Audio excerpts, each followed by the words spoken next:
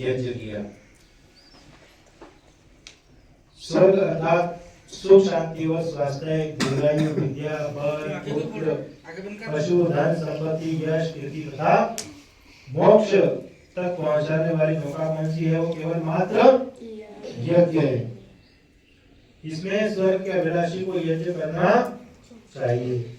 हमारे शास्त्रों में कहा है कि स्वर्ग कामो यजेत नोरहा व ईशा स्वर्ग्याम यदग्निहोत्रम, अर्थात स्वर्ग की कामना करने वाले व्यक्ति को हमेशा यज्ञ करना चाहिए।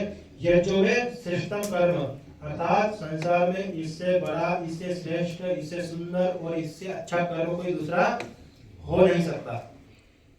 इसलिए हमें यज्ञ के स्वरूप को समझना चाहिए। हमारा जो सनातन धर्म है, सनातन संस्कृति है, वैदिक संस्कृति है, सनातन धर्म का ये चिन्ह है यज्ञ करना, यज्ञोपवीत धारण करना, है ना, जनेऊ धारण करना और चोटी धारण करना। चोटी अपने सिर पर चोटी होना चाहिए। तो हमें यज्ञ करना चाहिए। यज्ञ करने से अनेक लाभ है।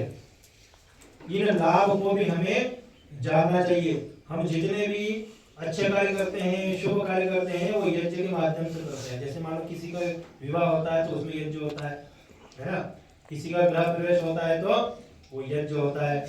कोई शॉप, दुकान आदि शुभारंभ करता है तो उसमें क्या होता है? यज्ञ होता है। यहाँ तक जितने वार त्योहार होते हैं उन सब में यज्ञ होता है। आज हम देखते हैं कि घरों में वार त्योहार में क्या करते हैं? धूप लगाते हैं। तो वो यज्ञ का बिगड़ा हुआ रूप है, वो शॉर्टकट अभियान है। तो हर त्योहारों पर, हर पर्व पर यज्ञ होता है। ये हमारी सनातन संस्कृति है, ये हमारी सनातन परंपरा है। तो हमें यज्ञ को कभी नहीं छोड़ना चाहिए। यज्ञ को करने से देवी देवता प्रसन्न होते हैं। क्या प्रसन्न होते हैं? देवी देवता प्रसन्न होते हैं। यज्ञ करने से देवी देवता प्रसन्न होते हैं और देवी देवता फिर हमें प्रसन्न करते हैं।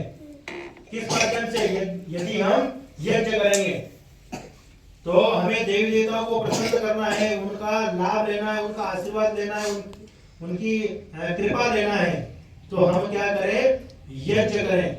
हम यज्ञ को अपनाएं, यज्ञ को अपने जीवन में अपनाएं, अपनी दैनिक दिनचर्या में अपनाएं। हम दैनिक दिनचर्या में नहीं अपना सकते, हम रोज नहीं कर सकते हैं, तो कम से कम सप्ताह में एक बार करें। सप्ताह में एक बार नहीं कर सकते तो पाक्षिक यज्ञ करें। पाक्षिक बोले तो मतलब अमावस्या या फिर पूर्णिमा का हम अपने घरों में यज्ञ करें। अगर पाक्षिक नहीं कर सके हम तो मासिक यज्ञ करें, और मासिक भी ना कर सके हम तो जितने वार त्योहार आते हैं, अपने पर्व आते हैं, उस पर तो करें अपने घरों में यज्ञ। जब हम यज्ञ से जुड़ेंगे तो हमारी सनातन संस्कृति और सनातन परंपरा जो है, ऋषि मुनियों की जो परंपरा है वो बचेगी। हमारे जितने ऋषि मुनि हुए हैं उन सबने यज्ञ पर जोर दिया है कि यज्ञ प्रत्येक मनुष्य को करना चाहिए। हर वर्ग के व्यक्ति को यज्ञ करना चाहिए। जैसे कि योग करते हैं ना हर व्यक्ति, जैसे कि योग करता है हर व्यक्ति, किसी भी वर्ग का हो, किसी भी जाति का हो, किसी भी मजहब का हो, किसी भी संप्रदाय का हो, तो उसको यज्ञ करना मतलब योग करना उसको लाभकारी होता है। ठीक इसी प्रकार अगर हर व्यक्ति, हर वर्ग का अगर व्यक्ति अगर यज्ञ को अपनाएगा तो पूरा वातावरण शुद्ध होगा, पूरा पर्यावरण शुद्ध होगा। अच्छा, कोई ये नहीं चाहता है कि पर्यावरण सुगंधित ना हो। हर व्यक्ति चाहता है कि पर्यावरण सुगंधित हो, वातावरण बहुत अच्छा हो। हर व्यक्ति चाहता है, हर वर्ग का व्यक्ति चाहता है। तो प्रत्येक व्यक्ति को चाहिए कि वो यज्ञ को अपनाए, यज्ञ को करे, क्योंकि हमारी सनातन जो संस्कृति है उसमें बताया है कि यज्ञ को करना चाहिए। ये तो क्या है? मजहब बने, संप्रदाय बने। मजहब संप्रदाय वो जो किसी व्यक्ति विशेष द्वारा चलाए गए, जैसे कि अभी ईसा मसीह का ईसाई है ना, ये 2025 अभी 2026 चल रहा है। इसके पहले कोई कुछ नहीं था, सभी आर्य थे, सनातनी थे। मुसलमानों को देख ले, 1400 साल पहले वो कुछ नहीं थे, वो सभी आर्य सनातनी थे। तो जितने भी ये मजहब हैं इनसे पहले क्या थे? कि सभी आर्य थे, सनातनी थे, सभी यज्ञ को करने वाले थे, सभी यज्ञ को मानने वाले थे। एक ही धर्म है, सनातन धर्म। ये तो सभी मजहब है, संप्रदाय है जो किसी व्यक्ति विशेष द्वारा चलाए हुए हैं। तो हमें अपनी संस्कृति पर गर्व भी होना चाहिए, हमें अपने सनातन धर्म पर गर्व होना चाहिए कि हम उस सनातन धर्म के अनुयायी है जिन्हें भगवान राम, भगवान कृष्ण, हनुमान आदि मानते थे और वो भी इनके अनुयायी थे।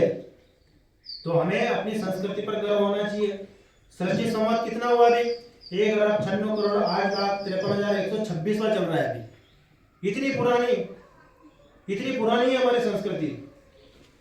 तो हमें अपनी संस्कृति पर गर्व होना चाहिए। अच्छा, ये 1400 साल, कहीं 2026 साल, कहीं 1800 साल, कहीं 700 साल, ये इतने पुराने में इतने गर्व कर रहे हैं।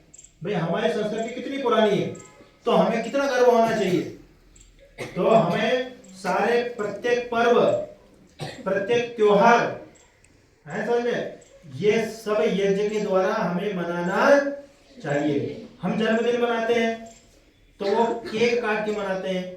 वो पाश्चात्य संस्कृति को मानने वाले लोग थे, वो भाई उनके देखे थे हम मानने लगे है केक काटना।